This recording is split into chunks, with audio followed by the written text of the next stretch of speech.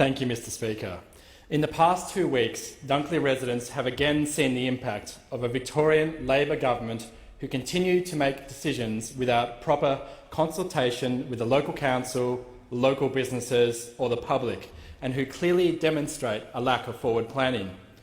Further to their Skyrail debacle, which will see the Frankston train line become a roller coaster, we now know that the Labor government plans to move the train stabling yards from their current location in Carrum to an already occupied industrial land site at Cananook in Seaford. This news of further land acquisitions and the Victorian State Labor government's heavy-handed approach to public transport infrastructure will again have a negative impact on my electorate of Dunkley, and the ripple effect will be felt by many local businesses, employees and families.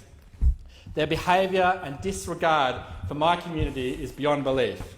In fact, this plan was revealed in the media, not through an announcement and with little or no consultation with the businesses affected. The land of at least 7 businesses will be compulsorily acquired, putting over 200 jobs at risk and hundreds of families, along with their children. For example, Page Bros Jayco, a well-known name across Melbourne and the Peninsula, a family business of over 50 years' history with 50 full-time employees, their land will be acquired and they may potentially have to shut down. Owner Stephen Page was quoted telling the state government that he and his employees are going to be fighting the decision and are very, very upset, amongst many other words which I cannot use in this parliament. Other business owners and I were only made aware of these plans through the Frankston Standard Leader newspaper. Their shock is understandable.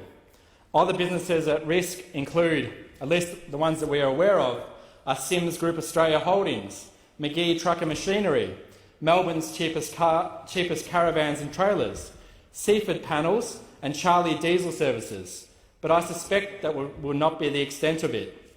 Frankston City Council's Mayor, Brian Cooniel, described this decision as a loss of key industrial land and that this move would result in the loss of vital businesses from the municipality.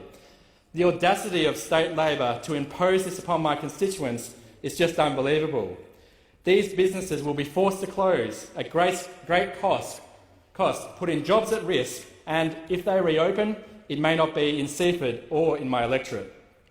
Many in this House and in my electorate are more than aware of the ongoing work by the federal government locally through my election commitment of $4 million to plan an extensive business plan into the extension of the duplication and electrification of the Metro Frankston line to Baxter, which state Labor refuses to sign off on to allow this plan to start.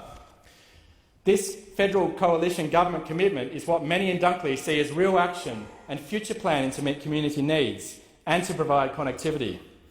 One of the aspects of the business plan is to investigate the option of moving stabling yards to an unused land location further down the line, likely near Baxter, freeing up land to create more opportunity for economic growth within Frankston, a position that Victorian State Opposition Leader McGhie has endorsed.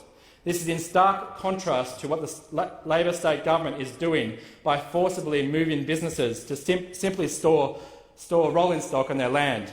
And Opposition Leader McGhie has joined me in opposing this land acquisition in Seaford.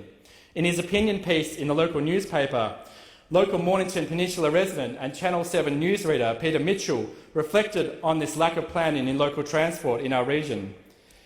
He said on the topic of land acquisitions and relocating the train stabling, many are up in arms over this, including the owners, management and 50 full-time staff at Seaford caravan firm Jayco Page Bros, whose 3-hectare site is earmarked for the wrecking ball. Frankston City Council favours a new stabling facility at Baxter in a project that would also deliver an electrified and duplicated track to the growing area. Ending this piece with, don't hold your breath waiting for an efficient transport system on the Mornington Peninsula. Returning to my initial point, if the Labor state government bothered to ask the local community, or local council for that matter, or me, about what would be good for our community, perhaps we might be seeing some serious action to utilise the federal funds of $4 million to fully investigate the option of the electrification to Baxter and the benefits this would bring, including the relocation of the stabling yards to a better location. It's called future planning, but we're still waiting for the state government to sign off on the project proposal report, and we have a community who don't believe the state Labor government are serious about public transport or in helping us complete this project. Thank you, Mr. Speaker.